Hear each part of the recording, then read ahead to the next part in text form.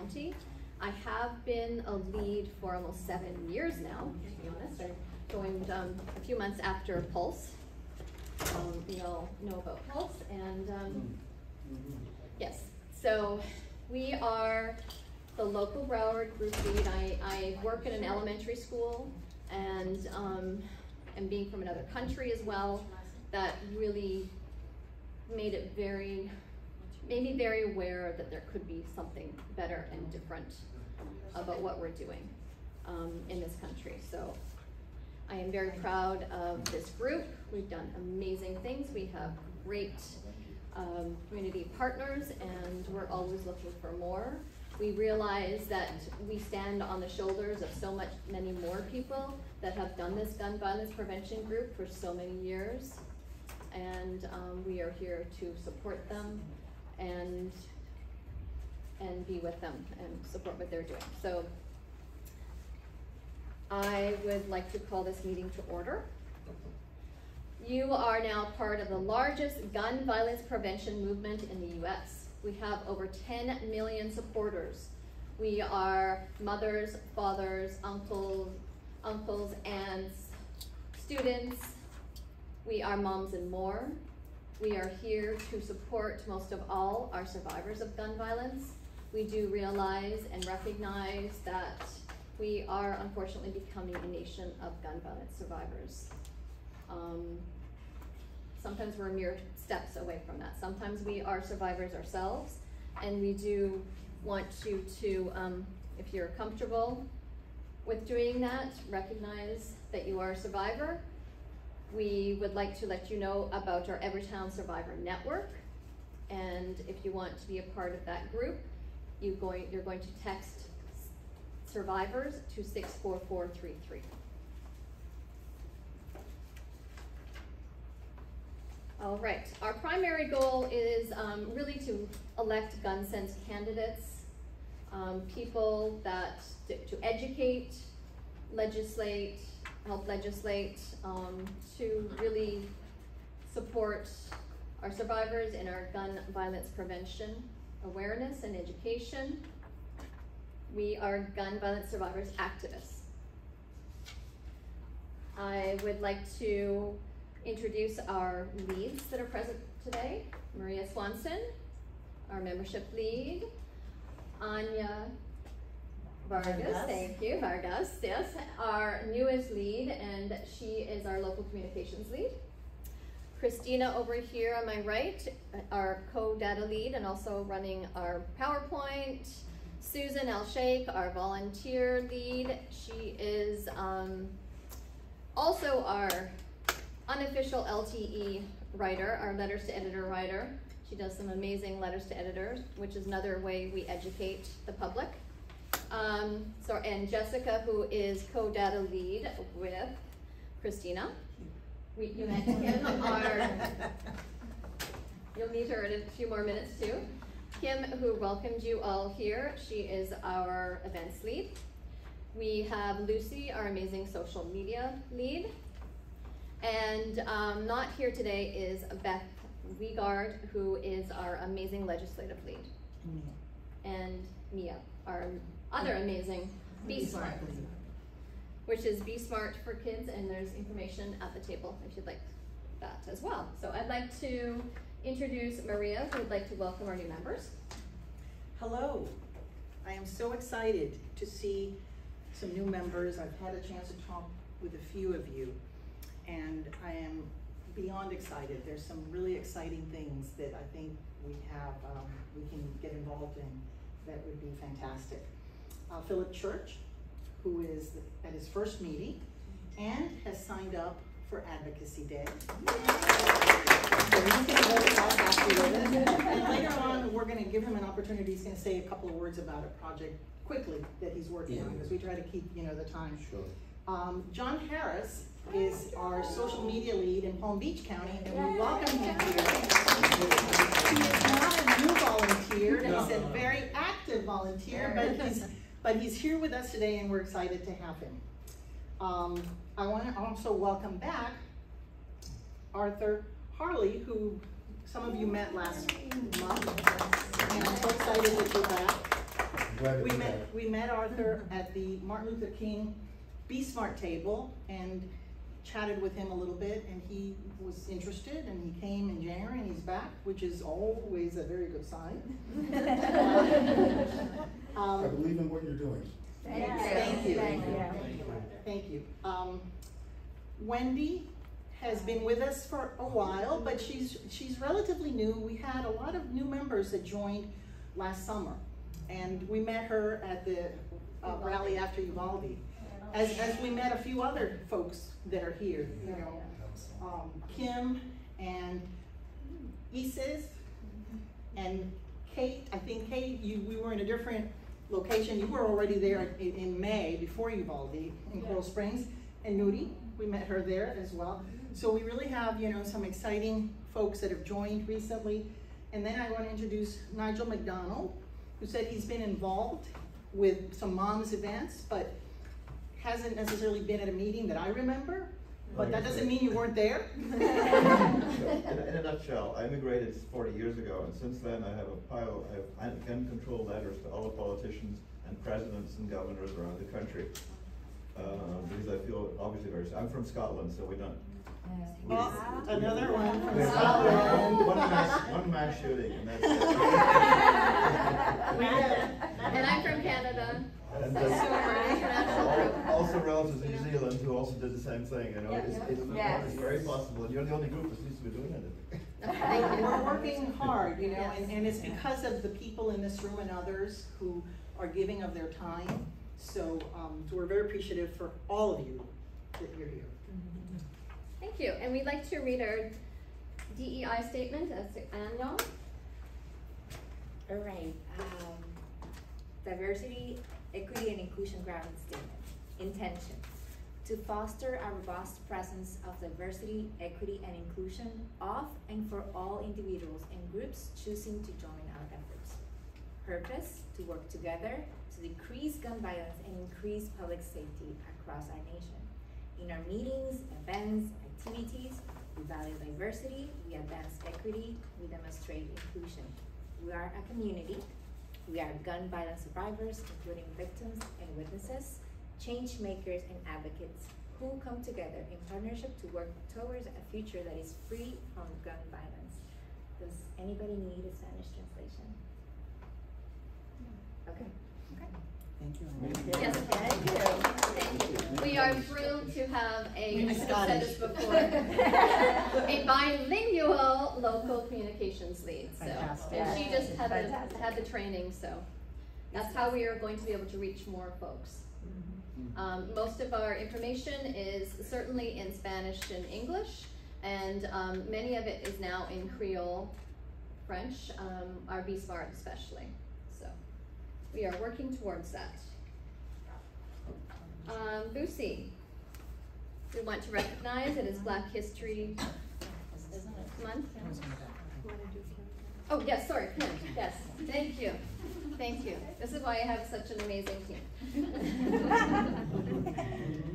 So, hi everybody, my name is Kim Shell and I'm the events lead, as Maria said earlier, and Tanya.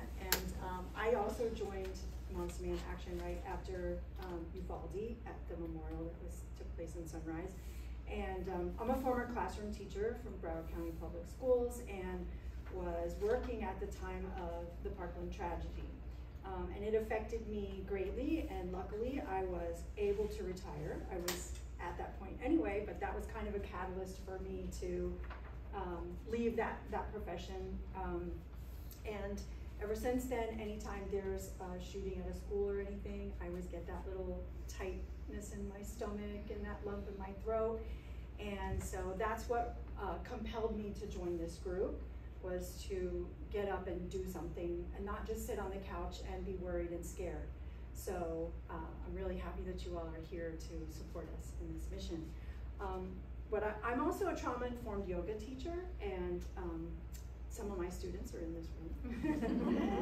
And so what I wanted to do with you today in honor of marking the 5 years since the Parkland tragedy is just to do a little breathing exercise and a little remembrance for anyone who is affected, which all of us were in this community, this this week has been a little tough in remembrance of that tragedy. So I invite you to sit up straight and tall, press your feet into the earth, just get a little grounded here with me. Close your eyes if you feel comfortable in this space, and if you don't, that's okay. You can just take your gaze down and lower your eyelids a little bit, just to go inward for a moment and take a deep breath in through your nose and let it go. Relax your shoulders, relax your jaw. Feel the energy in your feet touching the earth. Feel the energy in the parts of your body that are connected to your chair. Take another deep breath in and exhale. And I invite you to just take a moment to reflect on our community as we acknowledge and honor our survivors, our community members that have been affected by not only the Parkland tragedy, but also this week we had several other gun violence tragedies in the country. Take another deep breath in and exhale. And I know that it's difficult, but I want you to, if you have any intentions, blessings, or prayers that you want to send out to the people that are affected by gun violence, I invite you to do that now. Just take a moment of silence.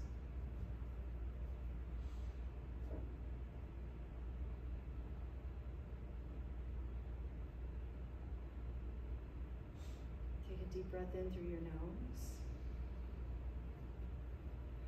And once again, thank you for being here, because the best way that we can honor our victims and our survivors in this community is with action. And by being here today, you are doing just that. Thank you. You can open your eyes now. Thank you.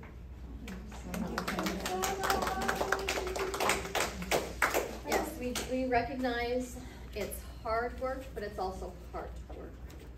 It touches all of us deeply, or else we wouldn't be here. So thank you very much for that, Kim. Now I would like to introduce Lucy.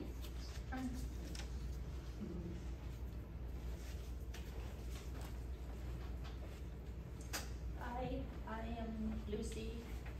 I am the state data lead for Florida, and I'm also the social media lead for Broward County.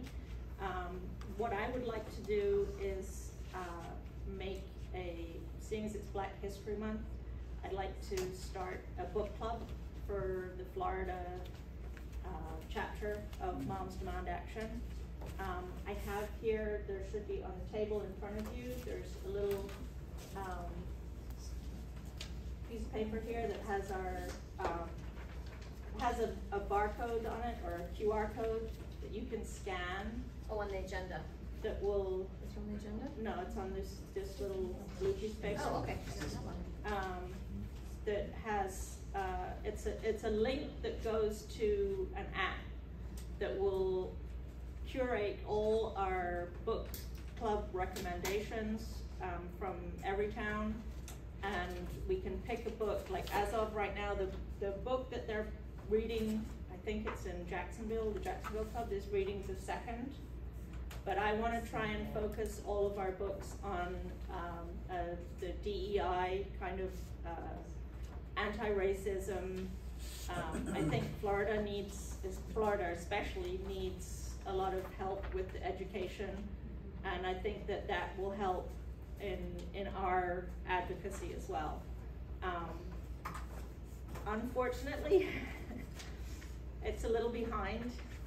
I just came back from Spain yesterday. My mom has had an accident, and I had to fly over there. So right now, there's not a lot on the website, but I'm working towards putting up, this is the list of books from every town. This list came out in 2020, so I want to try and update it a little bit. But if you join this, and join our book club here. Everything will be curated and everything will be on that website. And that's it. Thank you very much. Wonderful. That's the education part, education. Tanya? Yes. Are we gonna move on to what, permitless carrier? Yes, right now. Okay, can I ask that we discuss Hickson for a minute? No, that's afterwards. Oh, would you, okay, Yeah, there is yeah, a that's spot for upcoming that. events, yes. Oh, okay, Yes, good. yes, absolutely. But I did want to recognize Wendy, because we did just finish our Marjorie Stoneman Douglas High School moment, and you do have an event that you shared with our group. Would you like to talk about that briefly? It's actually tomorrow at Plantation Heritage Park at 1 p.m. It's they call it Music and Love Festival 2023. So my son is a violinist. He's 16 and he's been playing with Florida Youth Orchestra for almost 10 years. So this is the symphony level, which is like the highest level. And there's a student who's a former MSD student there when he was a sophomore or junior when Parkland happened. He is currently at University of Miami studying music. So he actually originally composed a piece of music that has 3 movements that want to honor the Parkland shooting. So the event starts at 1. I'm not sure when the orchestra will play. Okay. But we were told that our group is, that song is like the marquee event. Okay. So I'm planning to take my family there. Okay. Wonderful. So the information should be on our Facebook group. It is, yes, and you can Yes, join thank you that for- with our link tree, right, Lucy? Yes. Our Facebook page information is on the link tree, right there, right down the bottom. So it's a Sunday, 1 p.m. If you're free, take your family. I thought it's a good. Yes. Thank you very much for sharing, appreciate it. And I actually, one of my former students is in that orchestra as well. In a photo? So it is Parks Fest. Parks Fest. Parks Fest. Yeah. Parks Fest, yeah. Okay, fabulous. That sounds very interesting. Yes, thank you very much for sharing that.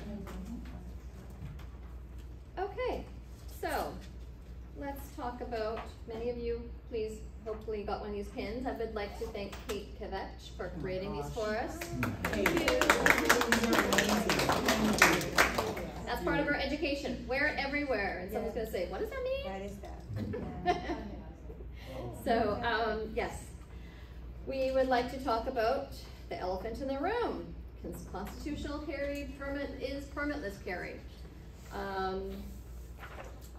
Permitless carry is dangerous. We have the backing we have the education.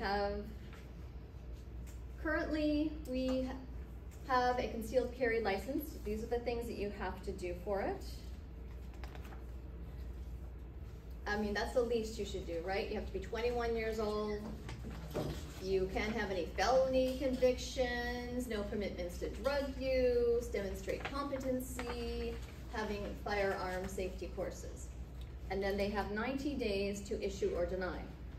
Last year they denied, I think it was upwards of 8,000, and many of them were because people were former felons, they were dangerous offenders, domestic abuse, they were high drug users, people that really should not be walking around with a weapon, basically.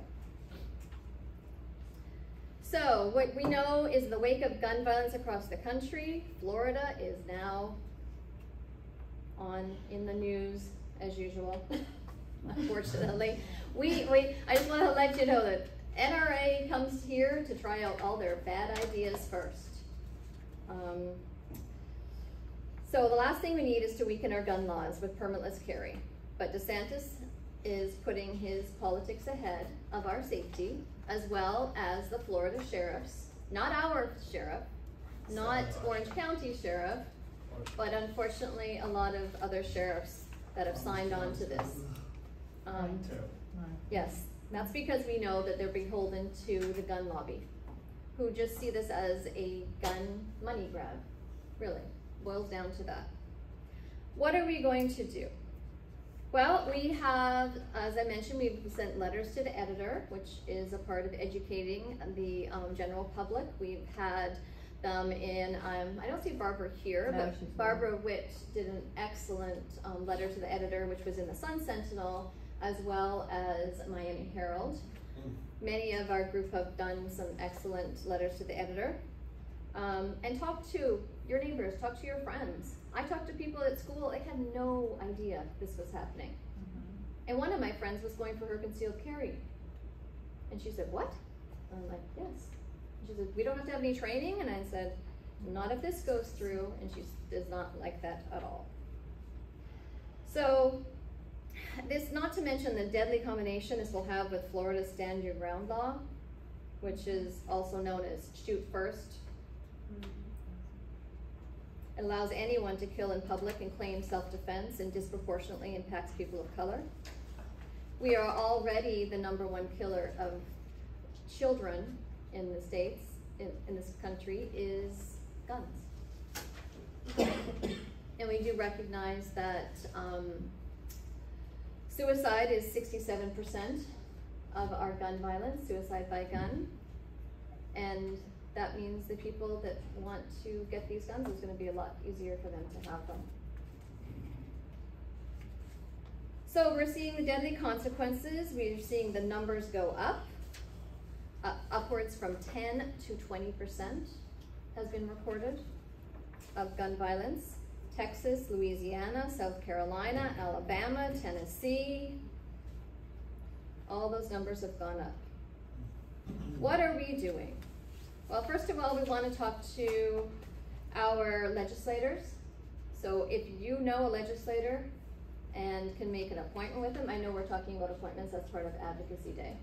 So we'll talk about that later. We are going to Tallahassee and we're going to talk to as many legislators as we possibly can. We are asking people to go on the record saying that they oppose this bill.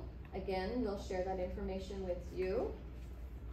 And that is actually on your QR card here. And 4 ways. one of these with everybody's Oh, phone good, number. very good. And to take action immediately, call these people. And don't Perfect. feel that you have to wait till Monday. They Yes. have recordings, and they do take account of the calls they get, you know, pro or con. So you're welcome to call today. We can stay after the meeting a few minutes and make some calls as we're all here gathered. Sometimes when you walk out of a meeting, it's nice to have taken an action already. That's you a know? great idea. I like that. Excuse me, Yes. who do they represent? Are they from this area, or what's the body of people that they represent? These are the members of those two committees. There we go. The Yes. first group Senate. is the Criminal Justice. Senate Criminal Justice Committee that's hearing this bill in the Senate, Senate Bill 150, on Monday afternoon. So those don't happen to be from this immediate area, but it doesn't matter because they're hearing this bill. The second are the House of Representatives, the full Judiciary Committee. And the subcommittee, a new committee they made up that's called Constitutional Rights and some other thing like that to make it sound very important, already passed it 10-5. So the subcommittee passed it. It's now before the Judiciary Committee, which is the full committee. These are all House members throughout the state that will be sitting and deciding on Tuesday whether they pass this bill, which will then go to the House floor for vote. So that's why I say, you know, don't wait till Monday, make the calls and leave them a message. And if you can call all of them, great. If you can only call some, that's good too. Don't feel like, oh, I can't do all of them. I only have, 10 minutes. Call as many as you can and tell them that you're a Florida resident and that you're calling to oppose the permitless carry bill. You can mention the bill name. And that's also on the page yeah, too. and it's on the page that You don't have to say much more than that. That's all you have to say. You can say the dangerous permitless carry bill, HB 150, whatever, you don't have to tell them any talking points, anything. Just say, I oppose it. One As a quick Floridian. question. I made all the calls to the senators yesterday. Yes. And I plan to do the representatives tonight or tomorrow. That's But- great. But when I identified myself, I gave them my name. I said, I'm a resident and a taxpayer. Does that That's fine. matter? That's I guess it matters. No, it doesn't matter at all. You're a concerned Floridian citizen, and they're supposed to be representing us. And that's the other thing. We know that almost 70% of even Republicans, Democrats, non-party oppose this bill. They have, but they're still not listening to us, basically. It's very interesting, and I'm just gonna add this very quickly, because I watched the hearing in the subcommittee of judiciary. And there were probably 100 people, maybe more, that spoke. And there were a lot of us. Yes. There were a lot of students demand action, which is the kind of student group that's organizing in high schools and colleges. But what was interesting to me is that most people that spoke were against the bill. But the group that was against the bill, that wasn't the gun violence prevention people that are concerned about the impact that that bill will have, were people that thought this bill did not go far enough. They want open carry. They want open carry. They want people to be carrying their rifles and their AR-15s at the Publix, at the Starbucks, dropping off their kids wherever, a dance class. So it's interesting. Most of the speakers, I would say 90%, were against the bill, against it. but for Yeah. very different reasons. Yes, yes. And so there was one speaker that basically said, you're not pleasing anyone anyway. Because by passing this, they're mad at you, you know, because you didn't go far enough. And we're mad at you because you are putting Floridians in danger. But at the end of the public hearing, voted 10 to 5. straight party lines. Straight party lines, yes, yes. That's what's going to happen. Yes, and one of the other things too that people are not aware of, that this bill makes it a misdemeanor if someone walks onto a school and flashes their gun. So think about Or that, the next discharges it. PTA, at the next PTA meeting. It used to be a felony charge, it is now just a misdemeanor. Yeah, it's actually two things. It was either possessing a weapon or discharging a weapon Oh, okay. on the premises of a school. Used to be a second-degree felony. Yes, Now they're reducing it to a second-degree misdemeanor. misdemeanor, yes. And you know, and then people complain about going soft on crime.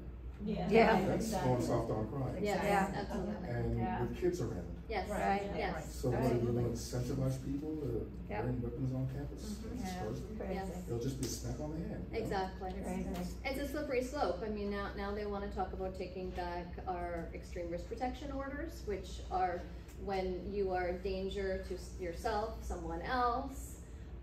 It has to be petitioned by a court. It has to be a law enforcement officer to put it forward to the court, but temporarily your weapons can be taken away from you.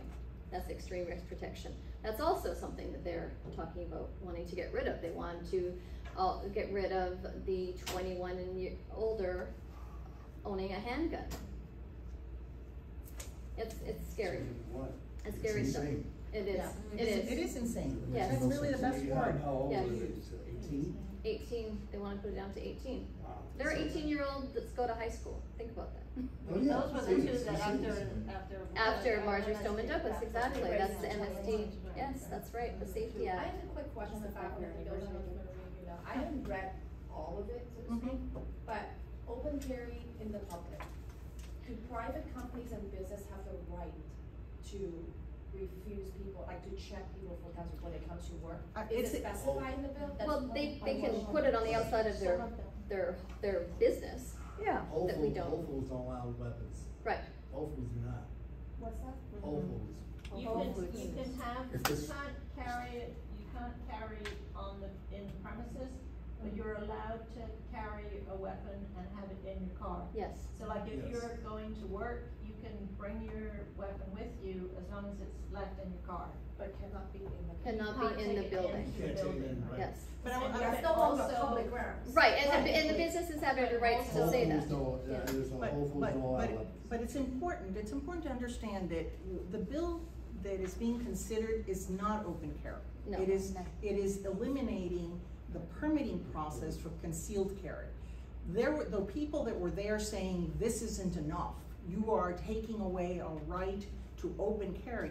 Were complaining that this bill did not go far enough. So I want to be clear. I don't want No, everyone it's to not, walk yes, away no, thinking yes, we're that's talking correct. about open carry. Yes. But what I was saying is that the people that were there that were not gun violence prevention activists were saying this bill is not good enough. It doesn't give us the rights that some people said were given to us by God.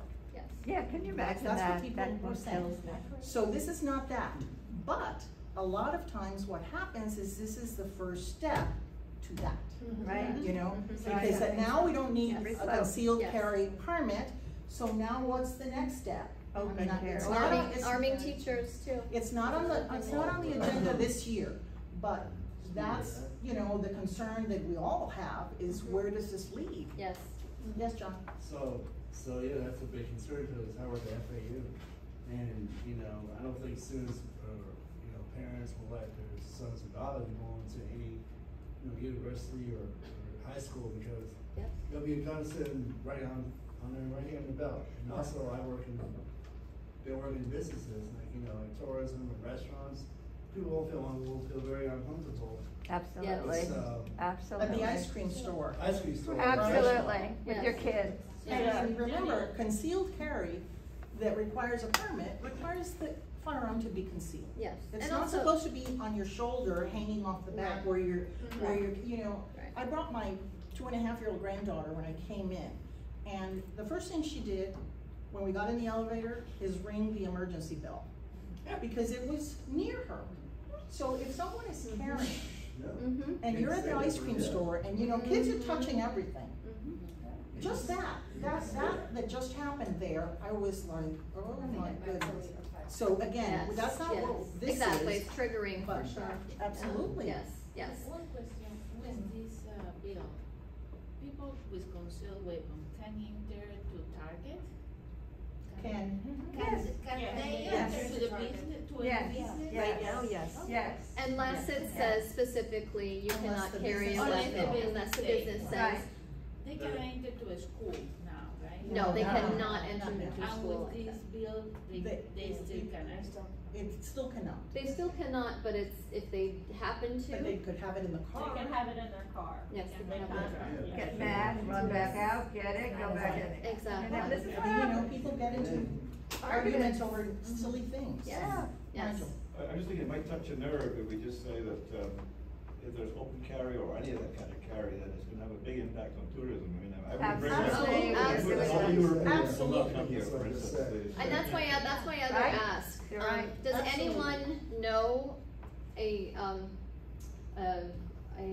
magazine specifically for tourism? For tourists? I Think I about do. that. You do? Yeah, I mean, Okay. magazines that we advertised as a city when I was working. Right. Where we would put That's advertisements where a lot on of Florida those Trends, letters- Cities you have know. their own, Yeah. just like Delray has their own. That's a good Boca has point. their own. Yes, yes, so we Well, need to get our suggestion. letters in there.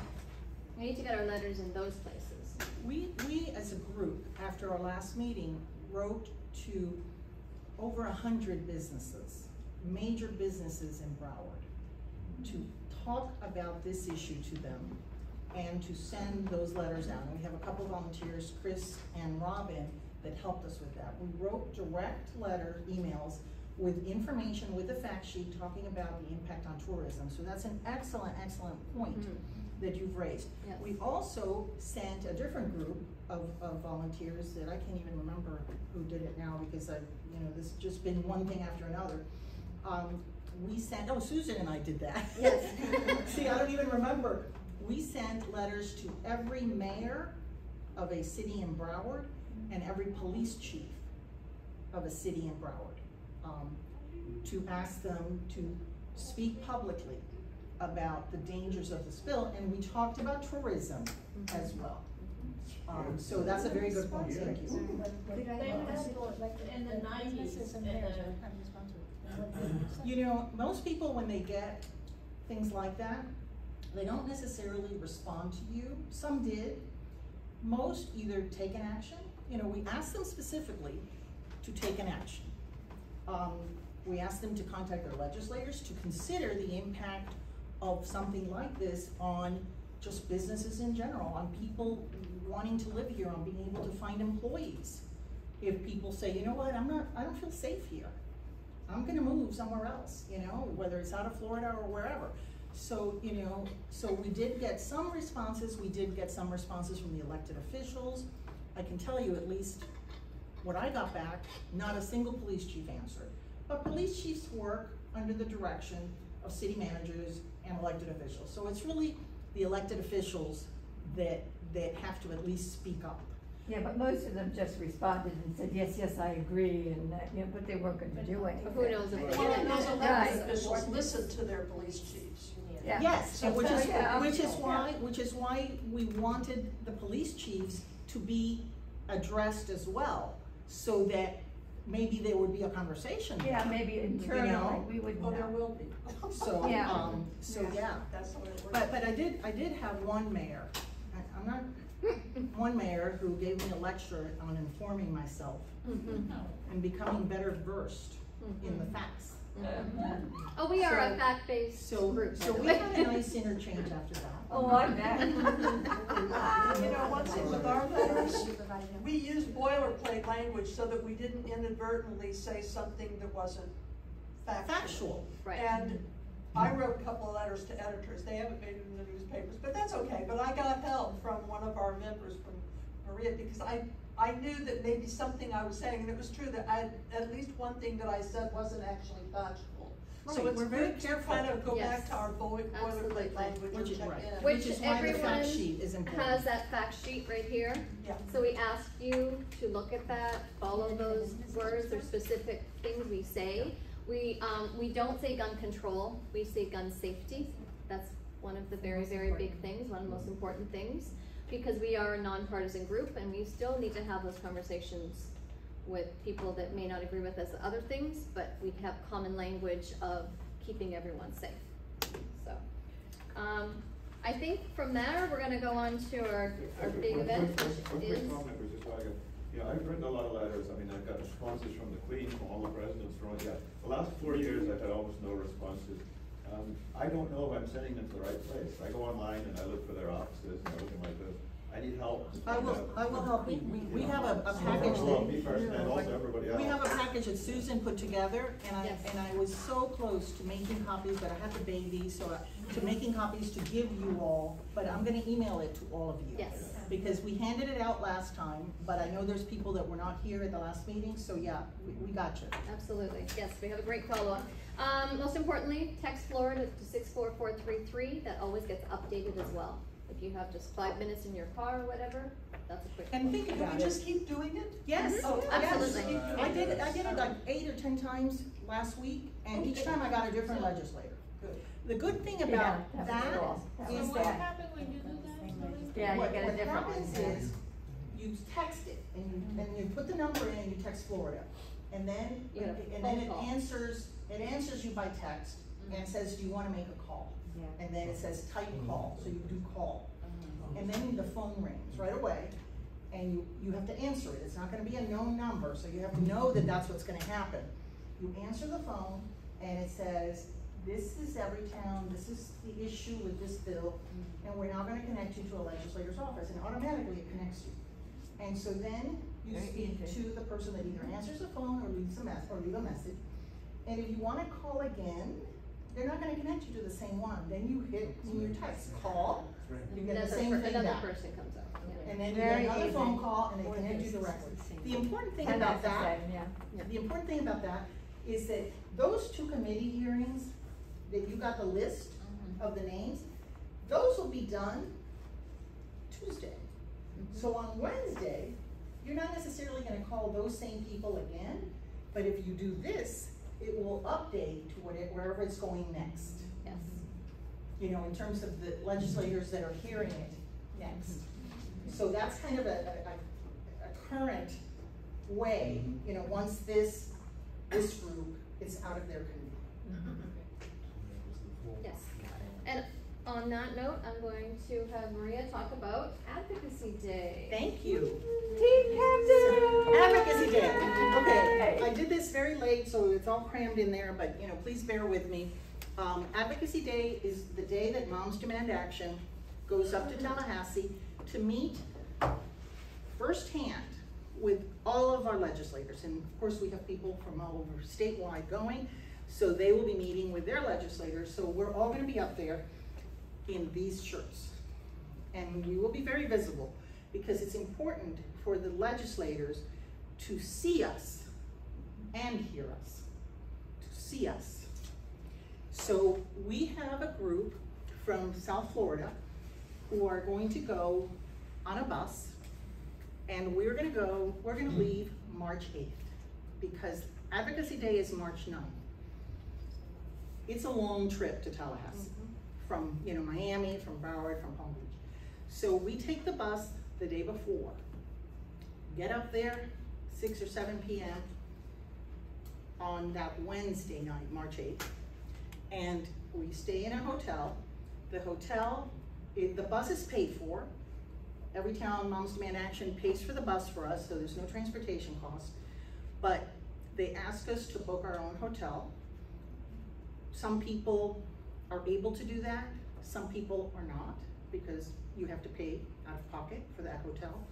So we have offered people to share, so that, you know, you can book one room and, you know, with 2 queen beds or 2 double beds, and make it less expensive for you.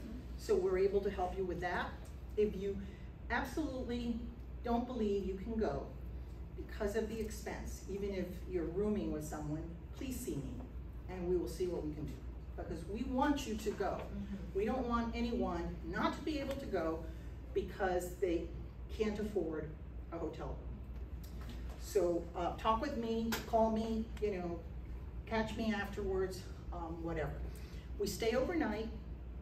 The hotel that we mostly are booking on, and if you're interested, I'll send you all that information, so let me know that as well, has a breakfast in the morning, so you get your breakfast. The bus then will pick us up, and we will go to a meeting place where then we meet with all of the volunteers statewide. So we have some meetings there. Right now, the leads in the group are scheduling meetings with legislators. So we are scheduling meetings, so we will divide up in small groups, and each of us will have hopefully 5 legislators that we will meet with that day.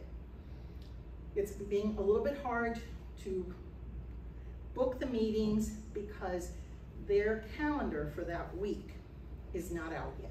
So everyone is saying, yes, yes, yes, we're happy to see you, but we may not be able to schedule you for another week. But we're gonna be there, and we are already calling. Some have said, yes, tentatively come at this time. You don't have to worry about that.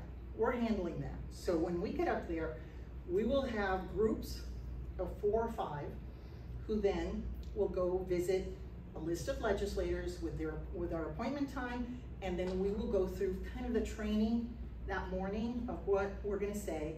We typically designate one person as the speaker in the group, so it's not everybody just, all talking all at once. We don't have a lot of time with them. They are extremely busy. The full session will already have started on the 7th, that Monday, or that Tuesday. So we will designate a speaker, whoever is comfortable being the speaker, and that person will be the one that speaks. And of course, anyone else can, add something, or if there's a personal story that you want to share, we will make time for that to occur. After the meetings, the meetings are typically in the early afternoon, noon to like 2:30. Around 3 o'clock, we will board the bus and we will drive back down to South Florida. So it's 2 days, it's a commitment. Certainly I know people are working, if they could take the time off, we ask you to please do. If you cannot, we understand. Not everyone can take that time off, work comes first in a way, because you can't just say, well, I'm not going to work that day. But that's Advocacy Day. We have right now a bus that every town has approved for us with 30 seats. Now, what they told me last week was, it's 30 seats right now. But in the past, if we've had more people, they've let us get a bigger bus. Right now, I have 25 confirmed on our local bus from Miami, Broward, and Palm Beach County. So there's still people that are thinking about it. So if you're here and you haven't already signed up, but you're interested and you want, you need a few more days or whatever, let me know, because I want to hold one of those seats for you. You all are active volunteers, and I certainly want you to be able to go before maybe others that haven't even heard about this yet.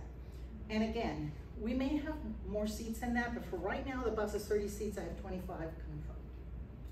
Yes, Nigel? I was going to say this in private, but it might involve other people. I got the invitation. I couldn't make it, but I'd like to make a donation towards someone else going. That would be fantastic. Very nice. I have other volunteers that are doing that as well. I think it's on our page. Is it on our page? On Facebook, that's all fine. On the link tree. It's on my Facebook page. It's on Linktree. But I'll talk with him. Okay. We'll work it out, because right now I have some survivors and others that are concerned about the expense, and if we can pay a hotel room or two. Exactly. So thank you for offering that. Yes. That's very kind of you. This is for those of you that were here last month, you saw this, but for others, this is on the way up to Tallahassee in 2019. That was our bus. It was a very big bus. It was a 57-seater. And with COVID, we did not go on the trip for the last few years. So this is kind of starting again, this tradition. This is the meeting. There's a church that gives us a space where we meet in the morning. Go ahead, Chris. This is one of the groups meeting in one of the legislators' offices at that time. After we meet with the legislators, we all gather in front of the Capitol, and this was as we were gathering. And then this is the final picture of all of the volunteers, just like us throughout the state, that went in 2019.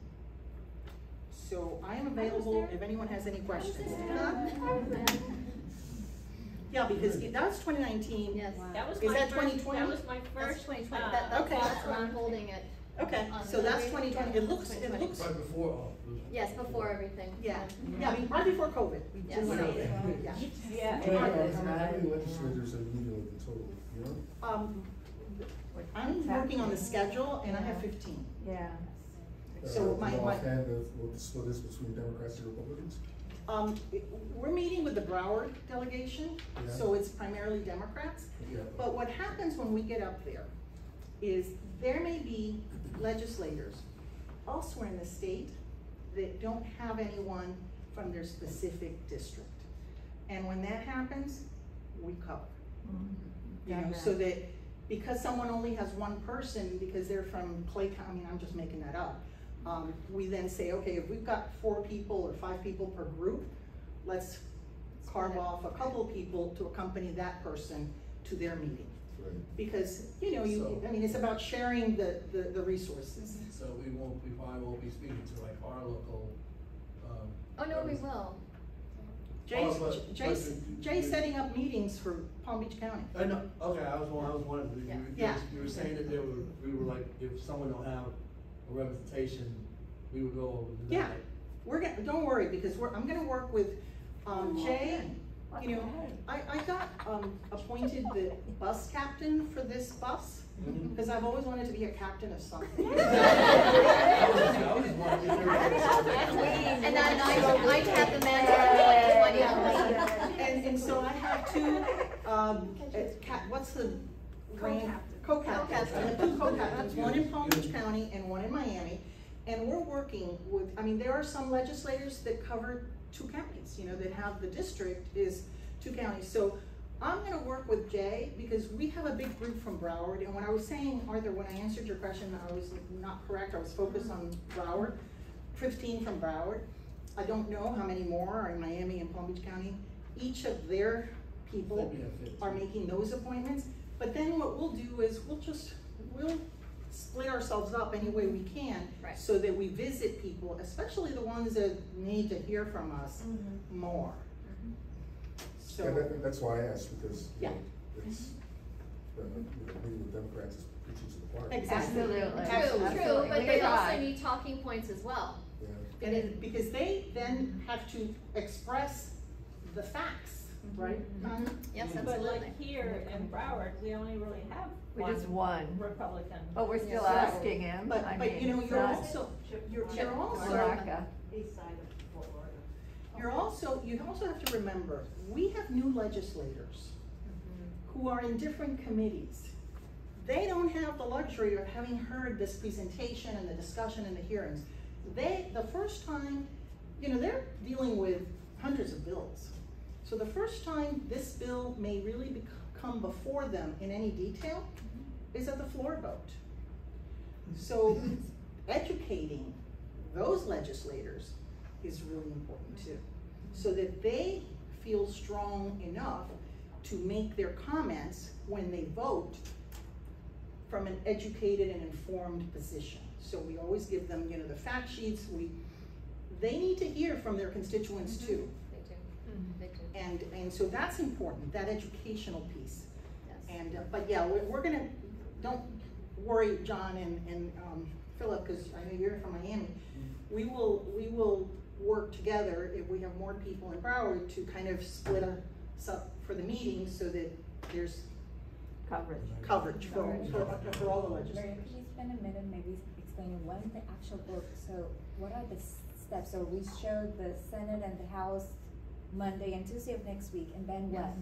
when? In the case of the House, which is the big list that's in, that, my understanding, and you're missing Beth, who was Yes. here last week. Amazing. And she's amazing, she did the presentation on permalist carry, so, Yes. so she's really the expert on all of this, but my understanding is, this group, the big group from the House, that's their last stop That's the before the last floor. stop, yeah. So they created the subcommittee that I mentioned, and now it's going to the full judiciary, and if the judiciary on Tuesday votes up, it will go to a floor vote when the regular session starts, which is March 7th. We don't know what day that will be, depending on the calendar, the way that it's set. The other committee is the Senate committee. This is the first committee stop, but I cannot answer where it goes next. I don't know. So the only one I know is this one, because they've already had a subcommittee. Yeah, the reason why I'm asking is because, unfortunately, this month, we have another big issue happening with, with the Black History Month. Yes. And permitless carry colliding at the Yes. same time. Those very, very big topics, so Very big. it's taking visibility away from each other, right? Absolutely. So that's something we need to strategize somehow, because I'm checking social media every day, and the last couple of days is all about Black The History banning Month. books. Yeah, Banning books. and Books, because of the anti-CRT, exactly. yes, So yes. we are not in the map enough, big enough. So if this is Is that a handful of possibly weeks why away. they scheduled it? Yes, Yeah. this is being fast tracked. Oh, yes. This, Absolutely. the first subcommittee in this new committee, I keep calling it made-up committee, but it's a brand new committee that just came out of the blue, they appointed a bunch of The people. constitutional. Constitutional rules and something like that, this big long name, but it starts with constitutional. That was scheduled literally, it wasn't much more than a week after the bill was introduced. The bill was only introduced, It was like January 30th at Like 11 3 o'clock weeks- at night 3 or weeks ago. something. It was crazy. 2.5 weeks ago. So it's It's fast. and then the Yeah. Senate bill was just introduced last week. Right. Right. And it's already up for a committee meeting. What is the difference with that SB 150? I'm reading it here. One is a Senate bill Uh-huh. and one is the House bill. What happens with the legislature is both houses have to pass the bill. In this case, the House bill was filed first. It was filed 2.5 weeks ago or 3 weeks ago. I don't have the exact date. And then the first committee hearing already happened. The first subcommittee hearing already happened. The Senate bill was just filed last week. It's an exact duplicate.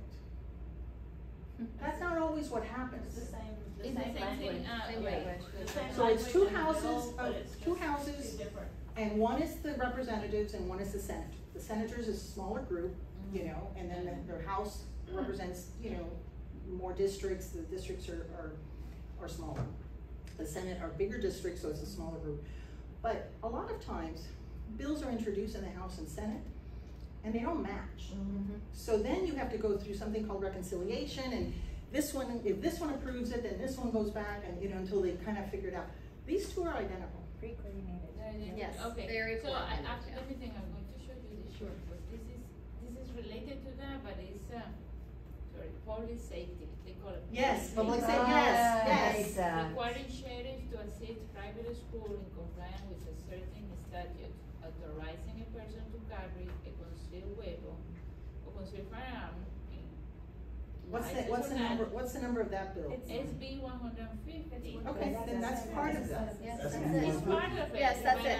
But they call it public safety. It's nothing to do with like public safety. crazy. It's the opposite of public like, safety. it's allowed at school. Yes, Like, all of they- that. and The the sheriff the have bill is coordinate 68, the bill is 68 pages. I mean, There's a lot in there. Probably a lot, Joe. We just covered kind of the, you know, the bottom line primary is, it's- point. It's bad. No, I know, I am convinced of that, I just wanted to learn, The just name. in case somebody comes to me Of and course, says, no, of it's course. not safety, what are you If talking you about? well, public safety, I believe, is the name of the committee, like the other one, like this is a judiciary committee.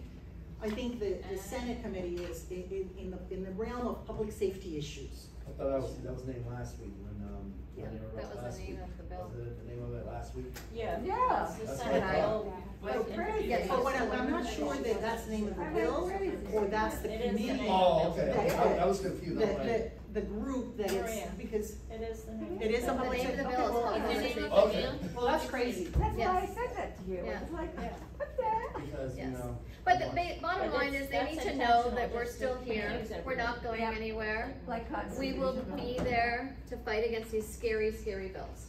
Exactly. Thank you very much, Maria. Thank you. So, thank you for those that are coming. We do have this information. Take it with you, make photocopies, put it on your social media. Please share it to whoever you can. Tagging on to Anya, right? Comment about communications, how the Black history and to sort of just compete, because I'm on social media a lot and I just post and Oh, I'm share. posting every day, Yes. Yeah, But- my friends are probably. but it's not tired going of me doing viral. that. But how do we get the local Broward, I guess residents or in Miami, know that we are going up there? Like, does anyone know anybody in the news channel? I don't know, Miami Herald, can we do a story? Like, how do we be We more have visible? We will be doing that. Yeah, well, Yeah. I just completed my training this Wednesday. This local communications lead training so that I can do this role. It's a prerequisite for me to be here, but this is exactly what's on my mind. It's not visible, Part of it, sadly. well, we know that everything has to be Let me like know if you 3 need days help. before I do. everything. Let me know if you need Because help. I'm So so you're you're so it's very awesome. I'm Post posting on my books. Facebook page, I don't get likes, but I know people see it. Yes, You know? yes. Yes, yes, please. So part of this is too, it's a concentrated effort. We're supported by Everytown, our state chapter. Before this, yes, there will be interviews, there will be news stories, big push, but it's usually like 48 hours before. It's nothing that's gonna be like weeks build up.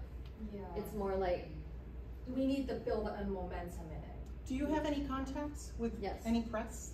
I Oh. have the number for Anthony Mann yes. from the Sun Sentinel. Remember who? Yes. Yes. Yes. So let's call him. So Well, I I'll have send you- yours. I'll send you his And number. we have a person, a volunteer that in the past has helped us Amazingly. with. Uvalde, with- she's got with, like you know, 10 they've got all the media 10 outlets contacts. out there. So we're gonna need to We need work to- with you to. Yeah, we need to start like a database. Absolutely. Yes. And I think we have one, it's just that the people that worked on that Yeah. are doing other things and they're not here. Like, Yes. I think we can get that. I'll talk to Kristen about that. I'll get you guys connected because that would be very important. And She can I- actually works for Fox. You know Kristen. You know my friend Kristen Hewitt. Oh. Yeah, she's Fox Sports. Yeah. She's a Miami Heat girl. That's right. Maybe. And I know. Oh, she was. Yeah. She's moving on, she moving on, but Really yeah, quick. I know you're talking about. Yes, yes. What about Janine? Oh, yeah, Janine Carter. Janine Carter? Yeah. Yes. She doesn't do much for us anymore, but anyways, Hey, yes. Stella. I do wanna say Kristen's one big. thing, and honestly, I truly believed that it was a public safety committee and that they didn't have the gall to call that bill public safety, but they did. They did. They I did. told you, it went That's what they call the Senate bill. I It's- mean, I'm literally, I mean, I don't know how low they can go. Please. But I guess Don't they- even put that. Yeah. Right. I'm so sorry. Because they will go Yes. lower and Lower lower. than that. Oh my. Talk to the state person. They don't Figure out listen. how we're gonna- Don't DeSantis tempt is them doing- to go. Even I, who are not shocked Yes. easily, Oh, I was. I'm shocked at that. Talk to Innovision. And the LRA. You heard my Cheap and comment. I mean, honestly. It's Evie. It's Evie. Yeah, the one And then when they that's- go to so when they bring God, that's nuts. I'll The get it one for you. that, did you join the Slack? We'll talk better. I'll say. Okay, yes, it's Gaby, I'll send it to Kim her. next. Okay, Okay. all right, thank you very much, and thank you for those that, have offered to assist our volunteers to travel. Oh, yeah, Philip wanted to say like just a Yes, little word about a can I program. just, finish up with our events first, and then we'll have Philip speak? Okay. Yes, thank you. Okay, so yes, so on the back of your agenda, there is a list of events, upcoming events. And we're gonna talk about Chris Hickson. I know you wanna talk about Chris Hickson, but one second, just before we go there, you'll notice that April and May, we have membership meetings planned, but we don't have dates. One of the reasons is because we kind of wanted to get a feel from the group that is here. Is Saturday the best day for you, or would you prefer an evening during the week, maybe a Thursday evening?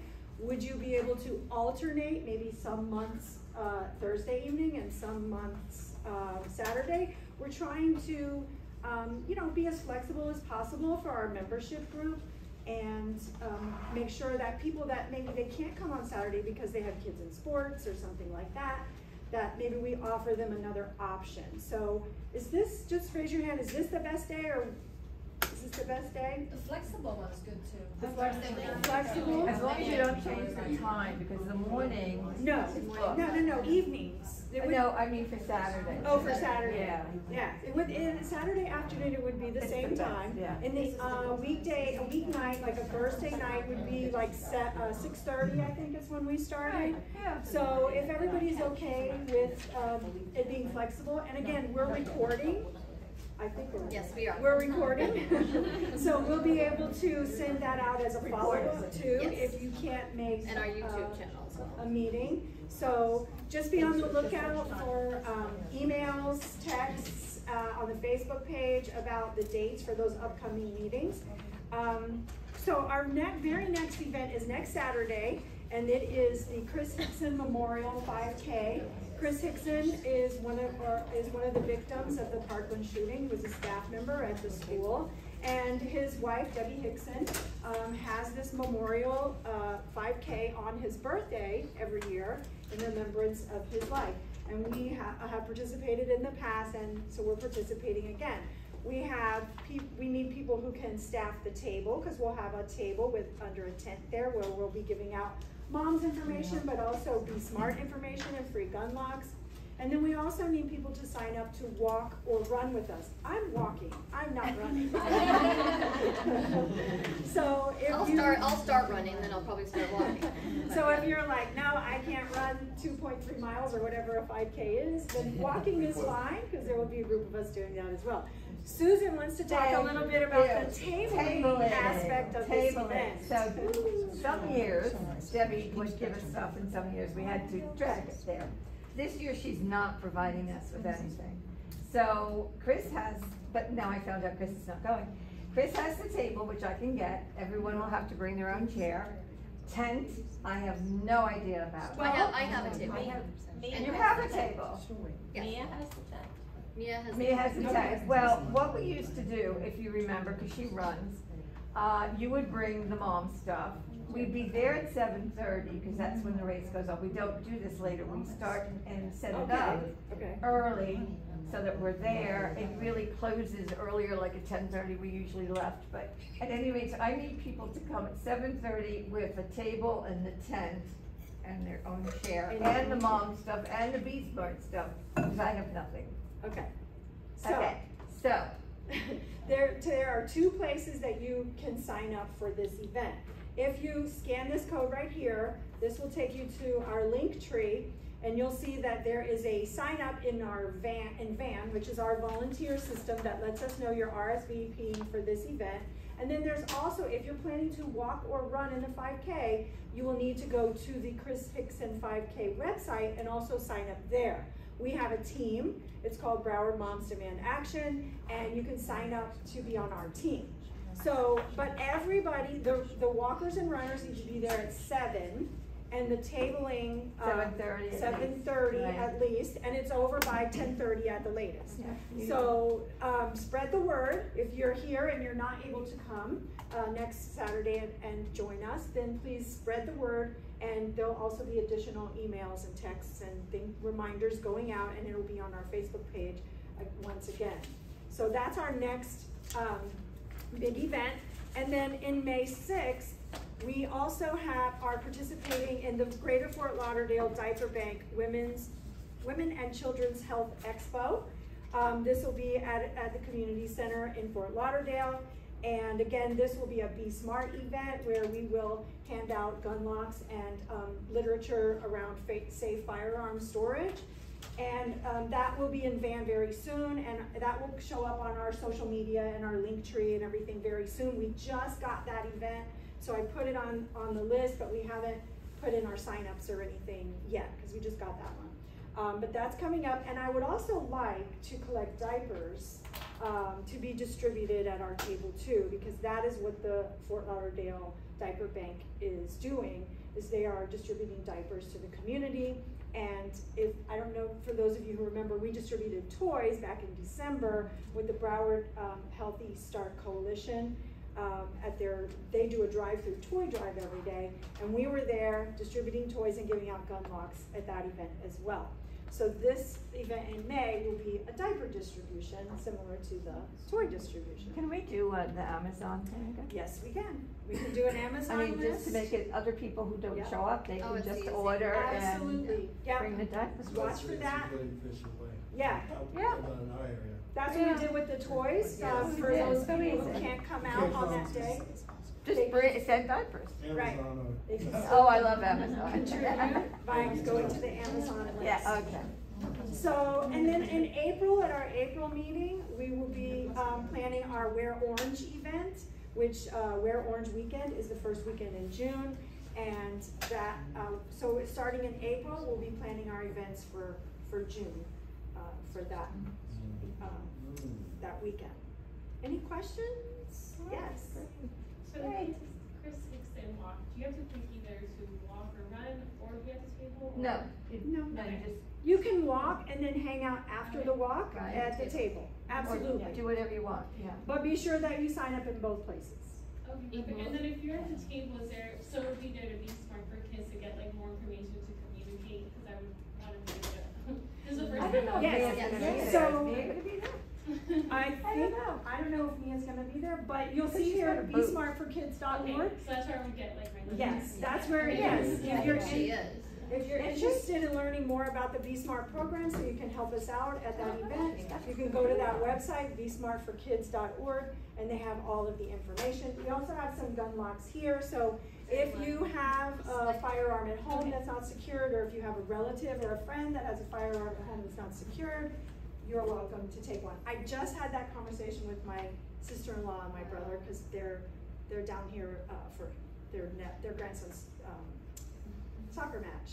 And as we were talking on the phone, I told her I was coming here, and she said, you know, I just noticed that our gun is in a box on the top shelf in the closet. And I was like, no, don't you tell me that it is. Because you need to go and get yourself a lock that has a fingerprint, a lock box that has a fingerprint lock on it. They are relatively inexpensive, and that way, $50 at Costco. That way, when the grandkids are visiting, you won't have to worry about anything. Yes. But let's be stupid like the corrections officer, okay? Oh, Yeah. I mean, come on. is that? I mean, come on. yeah. So 3 years old. She mentioned that too. You saw that, right, just yesterday, I just saw Yeah. that. So, All we right, like, oh, you're going to see so, Nancy, Can okay. we get a quick photo? Can we get a quick Talk about when the gun was in the house. Oh, you're going to go, okay. All right, thank you for being here. Rose. Thank you, Robin. All right, so you want to take a quick photo? I do would like to, can we, In front of the 5 books. minutes? If everyone can hang out just another 5 minutes, thank you so much. We have a new potential, new volunteer, but a new partner possibility. Would like to speak. Philip Church. Oh, okay. Well, listen. Thank you for inviting me into the group. It's a wonderful. I wish I could say I was becoming a member of a group for any other reason than for this reason. Us too. Well, we said that. So last May I retired from FIU in the Department of Theatre. I joined the department in 1980, made it 41 years. I have this group called What If Works, okay, established in 2011, and it's pretty much a community engaged, socially conscious organization that uses theatre, film, and music to push the needle. Gun violence has been an issue that has been really close to my heart for years, literally years now. But being a full-time professor with lots of administrative responsibilities, I could never devote myself to it in an active way. So this now is the first opportunity. I can step up to the plate, literally, physically, and in person.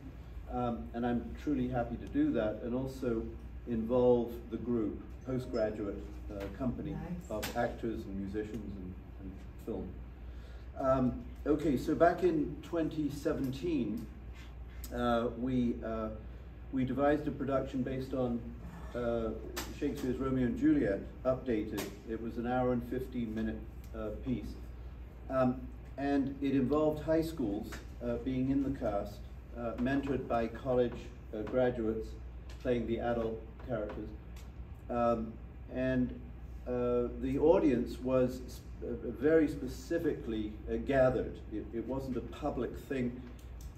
It brought together teachers, students, parents, law enforcement officers, and civic leaders together.